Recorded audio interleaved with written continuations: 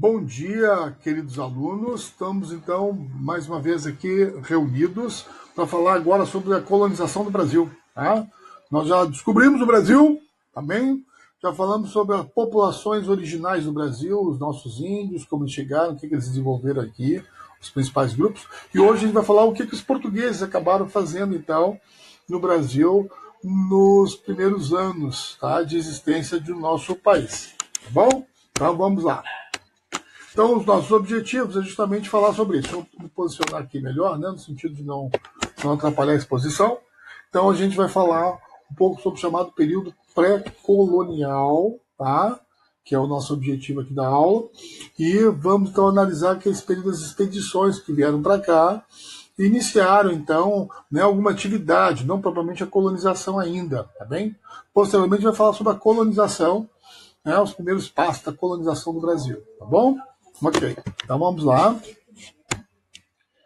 Ok, então o período pré-colonial são os primeiros 30 anos da existência do nosso país, vai de 1500 a 1530, tá bom?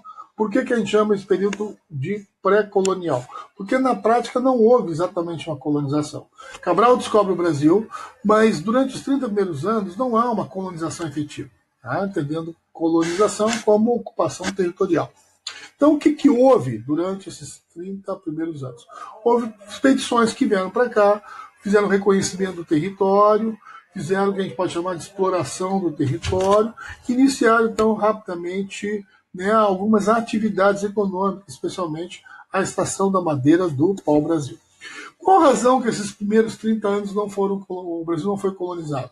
Porque durante esse tempo, os portugueses estavam muito mais preocupados com o comércio especialista. Aquele comércio, né, que Portugal começou junto com os países europeus depois da tomada de Constantinopla pelos turcos. Tá?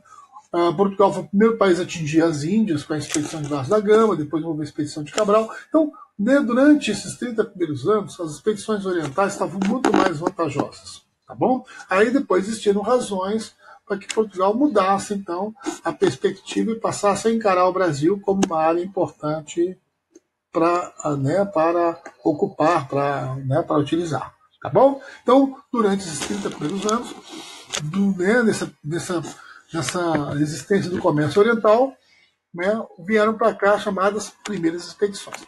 E nessas primeiras expedições nós temos, então, 3 tipos. Tá bom? Só melhorar aqui o nosso silêncio. 3 tipos, chamadas expedições exploradoras, cujo objetivo, então, era vir para cá e conhecer o território, porque os portugueses não conheciam nada depois da descoberta do Brasil. Né?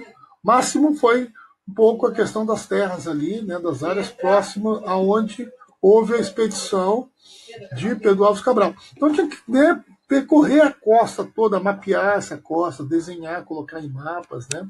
Bom, e aí então os portugueses deram conta, inclusive, que não era uma ilha, era muito mais que uma ilha, né? Era uma área que fazia parte de um continente, tá bem?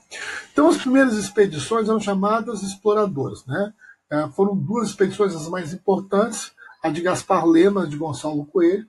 A de Gonçalo Coelho veio um navegador italiano chamado Américo Vespuccio, depois que ficou muito famoso, né? Em termos das viagens que ele fez. E o continente, né, acabou sendo dado o nome dele. Por isso que o nosso continente chama-se continente de América. Né? Ele veio junto com a expedição de Gonçalo Coelho. Tá bom? Posteriormente foi uma das expedições guarda-costas. Por quê? Né? Logo os portugueses descobriram que tinha um produto valioso aqui, que era o tal do pau-brasil. Né? Uma madeira relativamente rara, mas muito abundante aqui no Brasil. Né? Era uma madeira difícil de ser encontrada, se encontrava na Índia e se encontrava no Brasil. Os portugueses conheceram primeiro ela na Índia, né? Mas aqui no Brasil também tinha muitas árvores dessa espécie, né? E era uma madeira importante porque se produzia tinta com ela, tá? Uma tinta vermelha que era muito apreciada na Europa naquele momento. Então, quando o Brasil é descoberto, logo, né, atrás dos portugueses vieram os contrabandistas franceses, os piratas franceses. E aí nós temos, né, a presença, né, dos franceses também na costa brasileira. Aí os portugueses, né, justamente resolveram expulsar esses invasores, né, através de expedições militares, né, chamada guarda-costas. A principal delas, né, As duas principais foi de Cristóvão Jacques, que veio em dois momentos, uma diferença de 10 anos, né, ao Brasil, 1516 e 1526. Tá bem? Aqui nós temos então, né, o mapa como é que chama, a ilustração da chegada dos colonizadores, né, dos portugueses, né, estabelecendo uma excelente relação com os índios, né, porque nesse momento os portugueses não estão interessados propriamente em ocupar a terra, e sim em obter essa madeira para o Brasil.